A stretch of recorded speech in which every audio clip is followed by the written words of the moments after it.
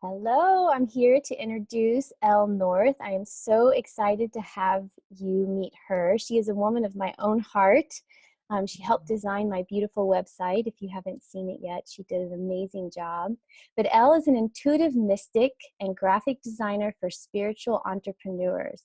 As a trained teacher who combines knowledge of tarot, intuition, classical tantra, energy healing, meditation, yoga, and crystals.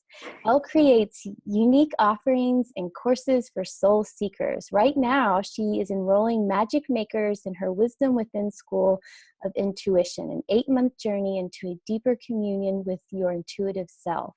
Elle's work is to empower others to connect to their inner wisdom. An alchemist at heart, Elle thrives in a space where things are sacred and full of ritual. She believes transformation can occur when we move from the unconscious to the conscious, the inner world to the outer world. And my experience with Elle is everything is a ritual. Even in designing my website, she pulled tarot cards and she took time to really drop into the essence. So that's why I chose you to talk about ritual. My experience with you is you just embody it. It's like a way of life for you. It feels like, for me, ritual is a way, it's like a conduit. It's a way, it's like the way, I guess. And I really feel like for me, it helps me to ground into whatever it is that I'm doing. So whether it's I wake up and I start my day, I sit with my crystals and I pull a couple of tarot cards, and it provides so much information for me just to be able to feel into the magical realm in that way, whether it's through tarot cards or through having a conversation with crystals or through journaling. It feels like it's really a way of gathering information that I wouldn't have been able to access if I had just gone about my day without tuning into ritual. And then from that place, I'm able to make connections, be creative in a different way. I'm able to gather insights about what I should do with, maybe if I am doing a Facebook Live, if I do a little bit of a ritual beforehand, I get intuitive downloads as to what to talk about. But if I don't do that, then I show up and I'm like, I'm not really sure. Right. So it's, for me, it's like this way of gathering information and really grounding into the moment for me. Yeah. Well, you answered my first question already about unless you want to add to what ritual means to you, but I think you just answered that, right? Yeah. To me, it really is the way. And I think that I didn't maybe even piece that together until I spoke those words, that it really feels like it's the path for everything to unfold for me. I can see that in everything that you do and in all your offerings. So the next question is how do you use it in your everyday life? Well, I think the way that I'm able to use it so often is I keep my ritual tools close at hand at all times. And so if you were to look at my desk space, you'll see that I have tarot decks, I have crystals, I have my journal, I have books that have mantra in them, and then off to the side, I have my incense and candles. And I feel like for me, to have all of those different tools by my side at all times, pretty much throughout the day, then I kind of have this portal through which when I do need to drop in, I can pull a tarot card, which is probably the most frequent way that I drop into the energy. I notice for myself when I need to make a transition, like if I am, for example, working on a graphic design project for a client, and then just looking at my schedule, I notice, okay, now it's time for me to transition into writing a blog post for my spiritual mentoring site. For me, that's a little bit of a shift in the way that I'm thinking, and I'm going from the visual to the linguistic. Right. So I'll light some incense, I'll light a candle, and just spend some moment for me with the fire and the smoke and the scent. It helps me to transition into this new realm that I'm going to be asking my mind to explore. Yeah. So just doing things like that and having all of those tools for the ritual to Mm. be close by so that I can drop in. Because I noticed that if I keep everything in my bedroom, or if I keep everything off, in another separate room somewhere, Mhm. then I know that for myself, I'm not going to access it as much as if I integrate it into the rest of my life, into my Right. workspace. Yeah, it's just a way of life for you. Yeah, it's It, beautiful. yeah, I love that. Is there a daily ritual that you could share with us that someone Yeah. could easily adopt? Yes, absolutely. So I have my Wild Unknown tarot cards next to me, and I absolutely love the tarot because I feel like you can do so much with it. So what I'll do here is I'll shuffle, and as I'm shuffling, I'll speak to you around some of the things that you can do with tarot cards, and then we'll pull a card maybe for everybody and kind of feel into the energy. Okay. And so whenever I am starting my day, I pull a tarot card, and also whenever I'm starting a project. So for example, Crystal, like you mentioned, when I was starting your web design project, I pulled some cards.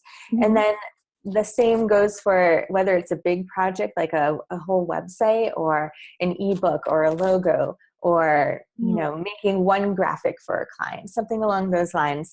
I will pull a couple of cards and just feel into the design elements, feel into the animal symbolism, the colors, and any other energetic imprints that I get.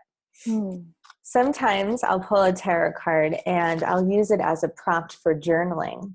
And that's also a way that I use tarot to write a blog post. Sometimes if I'm feeling at a loss for what to write, I'll pull Mhm. a tarot card and then I'll write about the energies of that tarot card. Sometimes I won't even mention the tarot card. I'll just write about Mm. the energies and how I'm feeling about it. And then one of the last things I'll mention before I pull a card Mhm. is that tarot for me can be used as a portal to meditation. And so if I pick a card, sometimes I will put myself into that card in my meditation space. So I'll close my Mm. eyes, and in the realm of my third eye, I will become the empress. I will climb the tower in the tower card. I will Mm. hold the sword as the queen of swords Mm. and sit in her throne and really kind of download what that sensation feels like and access the wisdom of the queen, of the tarot, of the Mm. tower, of the empress. So they're just, what I love is that tarot can be so much more than just picking a card, Mm. looking at the meaning and saying, okay, you can you Mhm. can take it so many steps further. So let's see what card comes up for us. Mm. Ooh, so the Mother of Cups comes forward, and Mm. in the traditional deck, she is seen as the Queen of Cups. So you Mm. might know her in as a different name, depending on what tarot deck you use. And so what I love about the tarot is that you can gain so much wisdom just from looking at the picture without opening up the guidebook or without doing a Google search about the card online. So Mm. without even knowing, let's say that you were to pull this card, and let's say somebody who's watching this hasn't ever used the tarot before, you can still gain information just by looking at her. She looks almost like she's this magic maker, like she's casting a spell over the cup. Like the cup is her cauldron, Mm. and there are these little magical orbs of light around her. So to me, just in looking at this card without even diving into the traditional meanings, you can really see that she's creating something. Mm. She's making some magic happen, and she is able to kind of transform something within this cup as Mm. she extends her wings over it. Ooh, so juicy. Yeah. So just if I were to like feel into the essence of this card and ask myself, well, what does this mean for me? I would ask, well, what am I creating? What can I Mm. infuse magic into? Is Mhm. there anything within the creation process that I can transform to provide a sense of flow and spark and essence?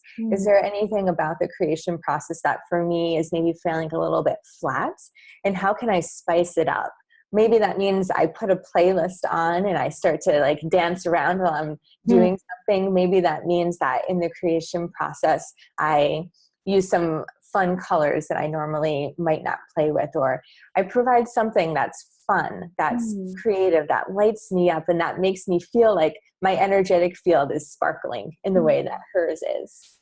Oh, cool. So just thinking about things in that way, that I think sometimes when people are first starting to work with tarot cards, that it can feel daunting. There are so many cards. How am I going to memorize all of the wisdom?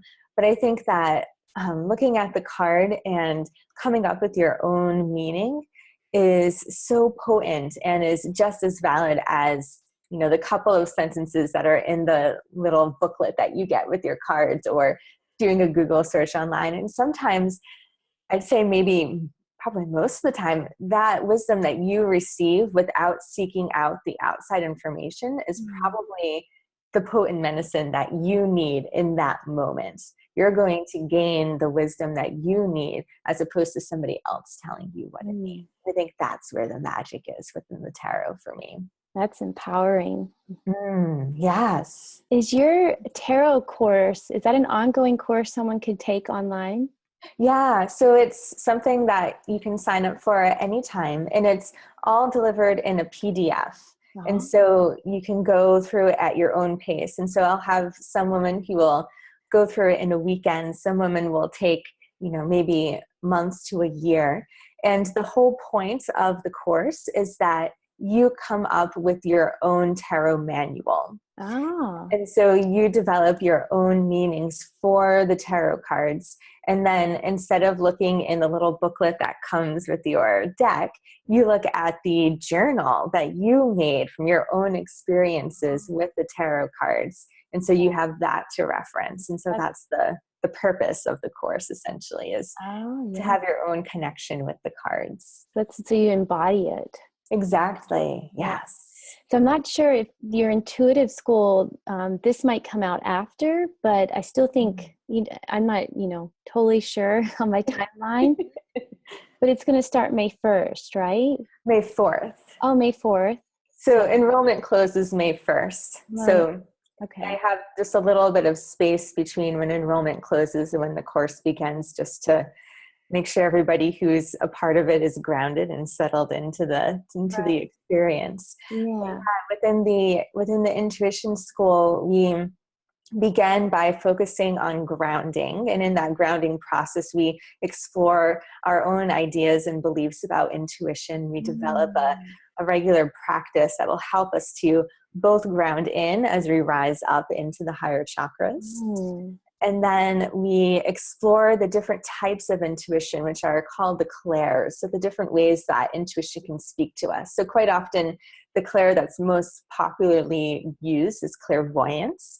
So being able to see beyond that which can be seen. But we explore the other clairs as well. And then we dive deeper into the spiritual practice. So that sounds so unique. Yeah, it's really fun. I'm really excited. This is the 3rd year that I'm running it. So I'm just delighted to welcome the magic makers into that group, just as they say yes to deepening their intuitive wisdom. I love that.